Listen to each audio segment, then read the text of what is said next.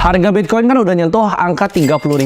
Nah ini banyak banget dari kalian ya yang nanya ke gue, kok itu belinya kapan sih? Apakah belinya sekarang nih? Belinya nanti ya tunggu turun dulu? Atau kapan sebenarnya belinya? Nah gue punya prinsip sebenarnya walk the talk ya. Jadi gue mau ngajarin kalian apa yang gue lakukan. Gue nggak suka cuma nyuruh kalian terus gue nggak praktekin langsung. Jadi kali ini sebenarnya gue pengen bikinin sebuah series yang spesial untuk kalian, yaitu namanya borong Bitcoin. Jadi ini bakal gue update setiap bulannya sampai nggak tahu kapan. Tapi gue pengen praktekin ke kalian kapan sih sebenarnya waktu yang tepat untuk belinya. Soalnya kalau cuma ngomong doang ya kan banyak orang bilang oh bisa beli dari segini. Sebenarnya gue udah sering sharing ke kalian dari awal Januari, dimana gue bilang gue beli itu dari sekitar 18-an ribu. Kalian bisa cek di Instagram highlights gue di sini ya. Jadi gue udah bilang sebenarnya dari lama. Cuman kan waktu itu gue nggak tunjukin ya gue beli dan nggak diupdate gitu kan. Nah itu kurang asik menurut gue. Gimana kalau misalnya gue praktekin sekarang aja nih, gue bikin akun yang baru dari nol dan kita lihat bareng-bareng perkembangannya seperti apa. Nah sekarang ini sebenarnya kondisinya menarik. Kenapa bisa naik sampai 30-an ribu? Karena cryptocurrency ini menurut gue ada beberapa berita yang price in ke dalam marketnya. Dari kemarin 26 ribu tiba-tiba terbang sampai 30 ribu. Kita lihat bahwa Bitcoin ini bukan aset yang sekarang dipandang sebelah mata. Dulu orang-orang di traditional finance ya kita sebutnya orang-orang perbankan ya, para banker itu banyak yang ngata-ngatain Bitcoin gitu. Seperti Jamie Dimon bilang Bitcoin itu adalah petrok dan segala macam. Tapi kita lihat sekarang institusi besar ya, salah satu yang paling besar yaitu BlackRock, $10 triliun asset under management. Itu udah apply buat ETF ya. Kita lihat Hong Kong ya, ini sebenarnya China soft opening. Di HSBC-nya kita lihat ya, itu udah di-approve untuk ETF Bitcoin dan Ethereum-nya. Jadi cryptocurrency ini bukanlah aset yang dipandang sebelah mata lagi sama orang-orang pada traditional finance. Kita lihat banyak banget ya, aset management seperti Fidelity, Charles Schwab, Deutsche Bank, dan banyak lainnya menurut gue yang bakal ikut sebentar lagi ya. Ini global udah mulai, dan tinggal tunggu waktu aja semua bank di dunia udah mulai melek terhadap hal ini. Jadi kan mereka ini apply-nya mungkin 8-10 bulan lagi, dimana itu udah dekat-dekat Bitcoin halving ya. Jadi kalau kita beli sebelum mereka di-approve, dan itu uang kan masuk banyak, kalian bisa bayangin nggak sih? iShares Bitcoin Trust ya kan? Brand yang dibawa dengan iShares-nya BlackRock itu sangat besar ya. Jadi orang-orang yang tadinya skeptis itu akan masuk semuanya. Jadi alangkah baiknya kita koleksi sekarang sebelum para perbankan itu di-approve ETF-nya. Ya, buat yang nggak tahu ETF gue jelasin sederhana, ETF itu Exchange Traded Fund. Ya, itu kayak kalian beli reksadana tapi diperdagangkan di pasar. Ini gue lihat ya, hanya tinggal sebentar lagi kripto jadi mainstream. Sebelumnya gue ngira masih lama nih, mungkin masih 2-3 tahun lagi traditional finance masuk seperti ini. Tapi dalam sebulan belakangan ini berbondong-bondong masuk gitu. Dan gue lihat di sini bahwa 1 miliar ya, 1 miliar rupiah per koin itu bukanlah mimpi belaka. Jadi gue pertama bikin akademi gue. Waktu itu market cap Bitcoin masih $300 million. Sekarang kita lihat dari 600 million ya. Bentar lagi $1 triliun. Kalian percaya? Setelah halving itu udah pasti lewat dari $1 triliun market cap-nya. Ini kalau kita lihat ya dari awal tahun, gue sebenarnya udah bilang ke kalian bahwa gue investasi. Di sini gue nggak ngajak ya. Gue nggak ngajak kalian buat ikutan gue. Ini gue sharing apa yang gue lakukan. Gue masuk di Januari sekitar 18 ribu. Tapi average gue kalau total portofolio gue tuh udah agak tinggi. Di sekitar 24 ribu. Karena gue selalu hantam terus. Nah tapi ini cuma omong doang gitu. Ini cuma omong doang. Kalian bisa percaya, bisa enggak. Tapi kalau yang udah ikutin gue dari Januari, kalian tahu bahwa gue sering sharing. Tapi sekarang gue pengen bikin sesuatu yang lebih transparan. Kalau kita lihat ya, returnnya dari awal tahun, Bitcoin itu ngalahin semuanya. Kalian ngomong indeksnya bond, kalian ngomongin IHSG kita mana -3. Ini kalian chartnya sini ya, di TradingView. Bitcoin tuh bantai semua aset jauh banget, year to date. Ya. Dan kedepannya akan dibantai lebih jauh lagi. Jadi menurut gue nggak ada better aset di dunia ini dibanding Bitcoin untuk sekarang. Lo mau ngomong gold, lo mau ngomong S&P 500 ya, apapun itu kalah sama Bitcoin. Gue itu orangnya simple, karena terlalu banyak yang bilang beli sekarang oke nggak, beli nanti oke nggak. Kita praktekin aja bareng-bareng. Lu ikutin aja kalau gue beli gitu ibaratnya ya. Dan kita lihat nih 2, 3, 4, 5 atau berapapun tahun ke depannya. Gue nggak suka simulasiin kalian bilang gini, oh kalian beli Bitcoin sekarang nanti 10 tahun lagi jadi sekian. Nggak perlu ya. Dan mungkin kalian yang nggak percaya dan malah nyinyir. Jadi kita praktekin aja langsung, kita buka portofolio secara terbuka. Gue mau buktiin ke kalian ya, dengan investasi yang paling simpel ya kan. Gue paling suka kata-kata KISS, keep it simple stupid ya kan. Gue pengen tunjukin kalian, kripto itu nyari uang di sana nggak susah ya. Jadi cukup konsisten dan dengan strategi yang simpel yang kita bisa ikutin setiap bulannya, kalian akan kalahin ya semua aset manager di Indonesia. Di sini gue pengen sharing ke kalian, gue mau kasih tau porto ini yang nanti gue buka ke kalian. Itu pasti ada bulan yang rugi. Namanya semua aset, S&P itu ada turunnya, gold pun ada turunnya, Bitcoin pun terus pasti ada turunnya. Tapi gue akan tunjukin conviction di mana pas gue beli justru pas turun, dan pikiran gue, thought process gue, berita yang sedang ada di market itu seperti apa. Jadi kalian kayak gue tuntun lah, ibarat lu anak SD nih, Ya gue tuntut nih jalan, ikut bareng aja kita gitu. Lu nggak mau ikut nggak masalah, tapi di sini gue mau tunjukin ya. Jangan nanti seriesnya udah 2 tahun, lu lihat wah gila udah dapat berapa dia. Nah sekarang gue pengen bahas metode yang gue akan pakai untuk borong Bitcoin ini ya. Metodenya udah simple banget, namanya borong Bitcoin. Gue cuma akan ngeborong Bitcoin ya. Sebulan dia bilang tiap tanggal berapa? Gue nggak tahu tiap tanggal berapa. Tapi menurut gue di saat waktunya pas gue akan keluarin lagi. Serius ya. Jadi bisa sebulan sekali, gue bisa beli sebulan 2 kali gitu. Bisa sebulan 3 kali terserah. Atau bahkan misalnya 2 bulan sekali. Tapi gue akan sharing setiap kali portonya ini gue tambahin dan gue beliin Bitcoin. Nah ini gue mau kasih tahu dulu kalian bilang, bang berarti itu metodenya dollar cost average dong. Setiap tanggal 1 beli enggak? Ya. Ini banyak banget yang salah kaprah tentang dollar cost averaging. Ini gue akan jelasin di sini. Kalian anggap misalnya punya gaji UMR ya, misalnya 5 juta nih, misalnya. Kalian bisa sisihin 10%, 500 ribu untuk berinvestasi di Bitcoin misalnya setiap bulannya. Pertanyaan gue, ya, apakah itu DCA atau lump sum? Kalian coba pikir dulu. Nah ini kalian banyak yang keliru. Banyak influencer yang bilang oh DCA. Mereka nggak ngerti DCA itu apa. DCA itu kalian misalnya punya uang 5 juta nih.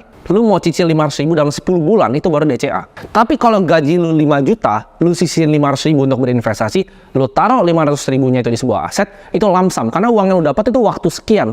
Ya, lu langsung sisihin, lu taruh. Itu format dari lump sum. Jadi itu bukan dollar cost averaging. Pertanyaannya, kok kenapa nggak di DCA aja kalau kayak gitu? Kenapa kita lump sum seperti ini? Di sini gue bikin video ini, gue nggak mau bikin tentang ngajarin kalian DCA, ngelawan lump sum itu lebih optimal yang mana. Gue hitungin kalian datanya. Lu lihat aja langsung di research di sini. Nanti gue link di bawah ya. Ini research dari Vanguard, lu tinggal download aja, lu baca ya. Lebih optimal mana sebenarnya? Dollar cost averaging atau lump sum? Dan kalau kalian tarik datanya, ya, bagaimanapun caranya di Bitcoin ya, akan selalu lebih efektif untuk kita lump sum dibanding kita DCA. Kecuali kalian tahu nih, DCA-nya pas turun terus gitu.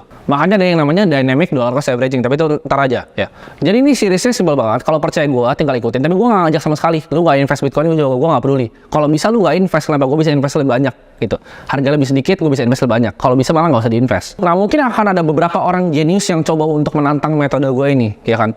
Ala lu ngajar kripto ribut-ribut segala macam, kenapa nggak coba trading aja? Ini kan apa?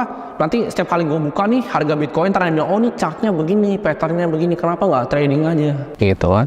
Di sini gue akan kasih tahu ke kalian ya. Memang bisa betul di leaderboard FTX waktu itu yang hancur, di leaderboard Bybit, di Binance itu banyak orang yang bisa trading dengan wah dapat yang gila banget gitu. Kayak contohnya GCR ya dan banyak teman-teman yang lainnya, Trio of Alpha. Mereka bisa dapat return yang wah gila banget. Tapi gue yakin kalian bukan mereka. Gitu. Mereka itu mendedikasikan waktunya ya 24 jam ngeliat market kripto dan berdansa dengan market. Kalau lu siap itu silahkan gitu. Di sini gue nggak bilang nggak bisa trading untuk jadi kaya. Gue tahu ada beberapa teman gue yang bisa trading kripto dan kaya banget. Tapi gue yakin 99% dari nonton ini nggak siap untuk dedikasiin waktunya untuk trading di kripto. Gue yakin kalian banyak punya kesibukan lain. Kalian punya pekerjaan yang lain. Kalian pengen gandain duit kalian.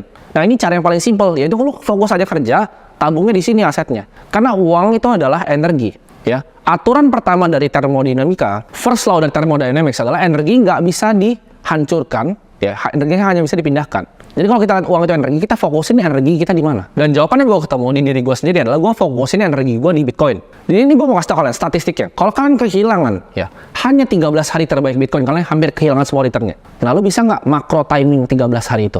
Kalau jawabannya enggak, lu bahkan nggak tahu ya tentang suku bunga dan lain-lain, udah nggak usah coba untuk timing the market, lu pasti akan kena bantai habis-habisan. Apalagi yang baru mau mulai, yang udah coba di derivatif, coba di futures, leverage, options, pasti kebakaran lu semua portofolionya, ya.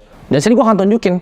Atau nggak gini aja, lu nggak percaya gua boleh bagi dua portofolionya, 50%, 50%, 50% lu pakai cara lu, ya, lu mau trading futures pakai cara lu, 50 lu coba ikutin yang program gua ini. Kita lihat aja dalam 3 tahun menangnya mana total portofolionya. Karena orang banyak cherry picking, mereka 5% dari portonya ditaruh nih trading nih, oh tuh 100%, paling cuma 5% portonya. Atau cuma 1% dari portonya, oh futures gue bisa 80% nih bang. Iya 1% lah taruhnya. Berani nggak taruh semua uang lo?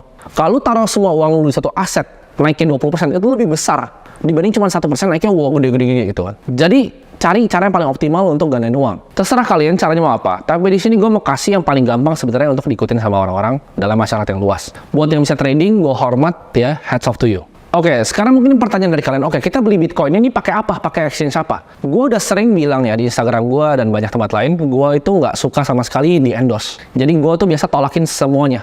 Gue nggak pernah terima endorse dan gue nggak pernah mau dibayar apalagi untuk aset finansial. Kenapa? Ntar kayak FTX. Gue nggak tahu apa nih, misalnya kalau gue promoin FTX waktu itu gue mati. Gitu.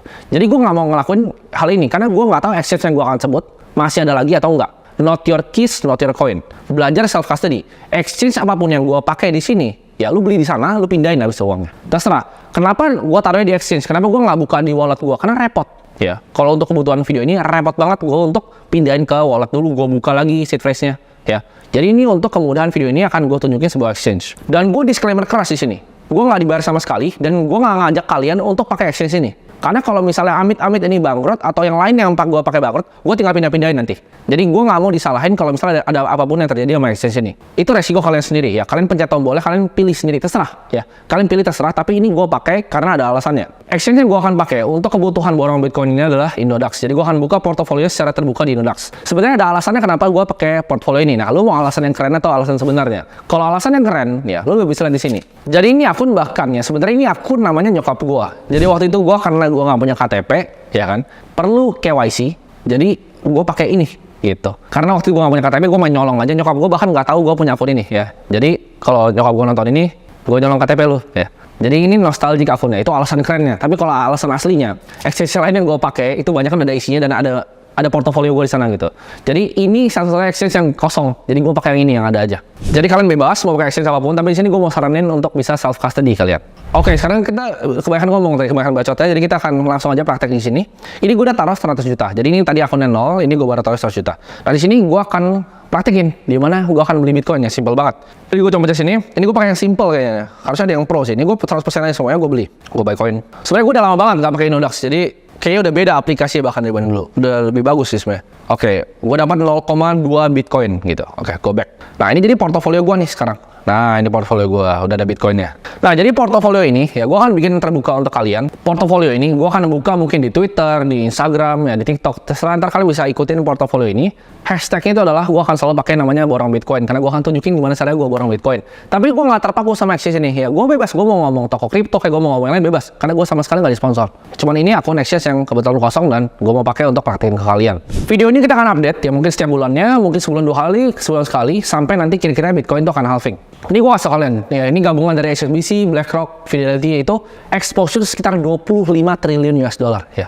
Bitcoin itu market cap baru 600 million dollar. Kalian di sini perbandingannya. Bitcoin, equity, real estate, bonds, jauh banget.